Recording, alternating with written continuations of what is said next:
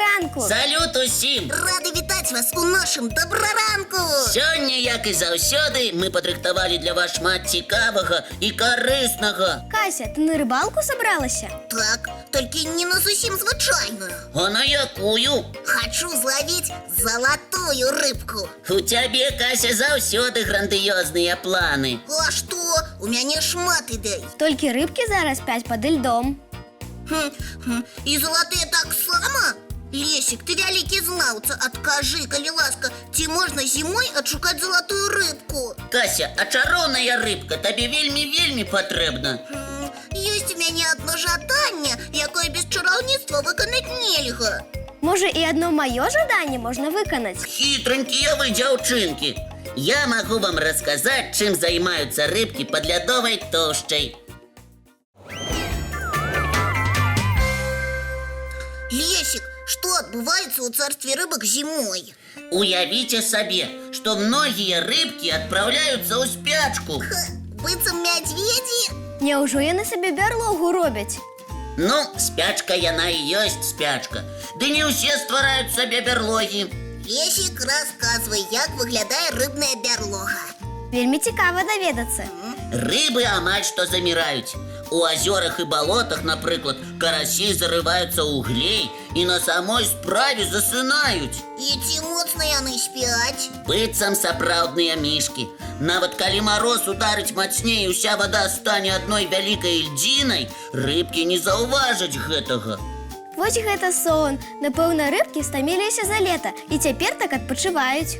У глеі на самым дне рыбкі, нават скаваныя ільдом, спяць да самай вясны. А як толькі вясновыя сонечныя промні растопяць снег, рыбкі пачынаюць прачынацца. Уяўляю, як прачынаюцца рыбкі. Напэўна, расказваюць сны, якія ўбачылі за доўгую зіму. Магчыма і так.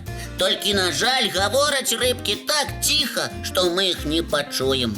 Нават калі вушкі на вострым? Нават з вушкамі. Вы ж ведаеце, што голас рыб пачуць складана. А тыя рыбкі, якія не кладуцца ў спячку, чым яны займаюцца пад ільдом? Ёсць і такія прадстаўнікі. Карпы, ліні, ляшчы не любяць спаць да вясны. Але гэтыя рыбы майструюць сабе зімавальныя ямы і наладжваюць там сапраўдныя вечарынкі.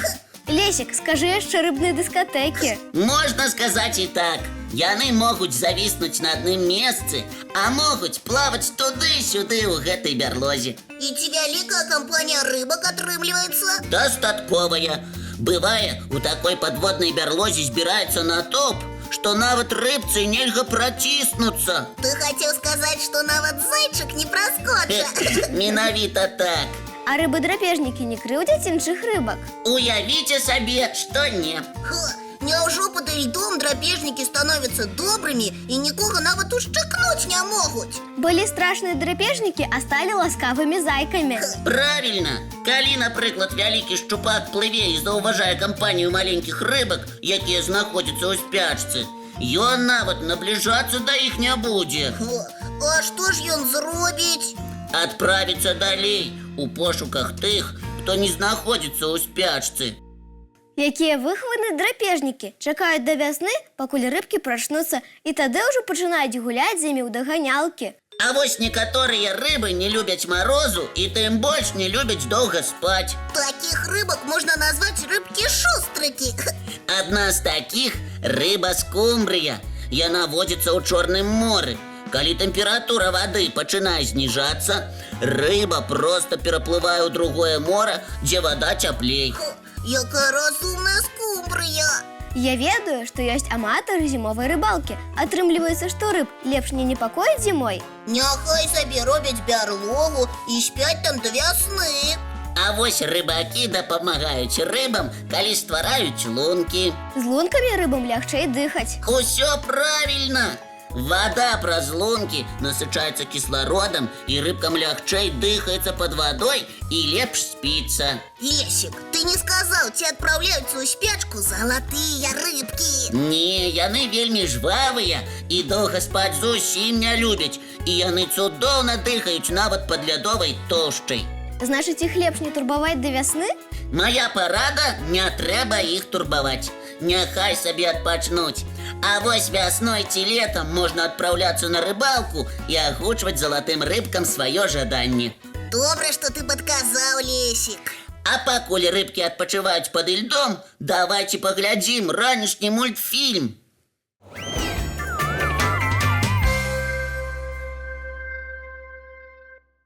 Зима – гэта цудоўна, але мне хочется ўжо больш колераў. Кася, пачакай, хутка вясна прыйдзе. А мне ўжо хочется. Можа, адправімся ў віртуальнае падарожжа туды, дзе много-много колераў, і ўсе яны ў адным месцы? А чаму не?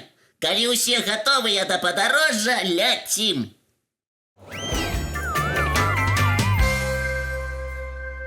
Лесік, куды ты нас запрасіў? У пустыню Атакама, што знаходзіцца ў Чылі. Ты не жартуеш? Якая ж гэта пустыня? Тут усё ў кветках. Ды яшчэ і колеры якія! Сапраўды, пустыня – гэта шмат пяску ды рэдкія калючкі. Але пустыня Атакама на некалькі тыдняў у год становіцца каляровай ад самых разнастайных кветак. А як гэта адбываецца? І чаму толькі на некалькі тыдняў у год? Таму што ў гэтай мясцовасці рэдка бываюць дажджы. Але калі яны праліваюцца, з-пад пяску ды скал пачынаюць прабівацца парасткі, і хутка ўся пустыня становіцца каляровым дываном з кветак. І адкуль жа гэтыя кветкі бяруцца? Моцныя вятры, якія дзьмуць тут увесь час, прыносяць мноства насення самых розных раслін. І адразу пасля дажджоў кветкі з'яўляюцца. Уяўляю, які там водар! На жаль, у апошні час дажджы зусім рэдкая з'ява для пустыні. А гэта значыць, што і кветкавы дыван там з'яўляецца нечаста. Усё так. А значыць, такое з'яўленне сапраўднае чараўніцтва. І добра, што мы з гледачамі паглядзім працяг ранішняга мультфільма.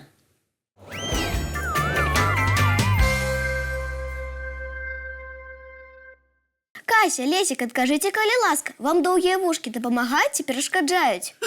Па-першае, гэта вельмі прыгожа.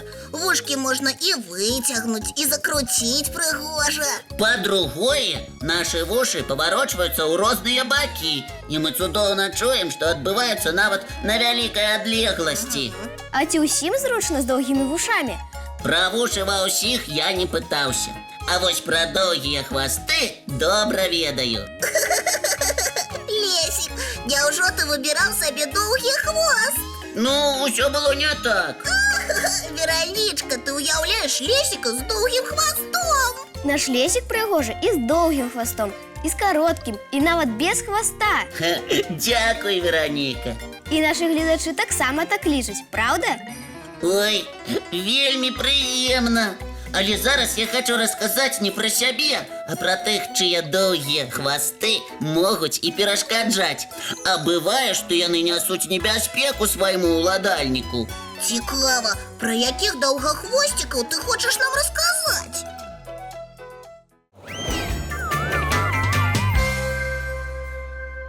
Усе захапляюцца выглядам фазанаў, паўлінаў, птушкі ліры. Гэтыя птушкі вельмі важныя. Быццам спецыяльна хваляцца сваімі прыгожымі хвастамі. Вось, а на самой справе такія вялікія хвасты ствараюць ім вялікія цяжкасці. Можна падрабязней. Напрыклад, з такім хвастом не проста схавацца ад драпежнікаў. Вядома, такі хвост бачны здаля. Ды і пералятаць у густым лесе з доўгім хвастом няпроста. І праўда, ён чапляецца за ўсё на шляху. А ў Паўночнай Амерыцы жыве птушка Ані. Дарэчы, яна сваячка нашай зязюлі. А што не так з яе хвастом? У яе вельмі доўгі і мяккі хвост, які больш нагадвае анучку. У яе быццам касцюмчык ад мадэльера. Так, толькі вельмі нязручны. Калі дзьме вецер, хвост пачынае матацца ў розныя бакі. Ды так, што птушка не можа ні сядзець на месцы, ні тым больш лятаць. Ой, бедненькая Ані. І што ж яна робіць у такое надвор'е? Ёй даводзіцца сядзець у схованцы. Атрымліваецца, што хвост у птушкі Ані прыгожы, але зусім нязручны. Так, добра, што нам нават моцны вецер не перашкодзіць глядзець мультфільм.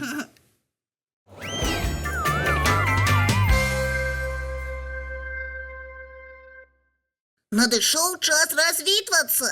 Цудоўнага ўсім дня! Верных сяброў і цікавых адкрыццяў. І не сумуйце, хутка мы сустрэнемся зноў. Як заўсёды зранку У нашым добраранку! не праспіце.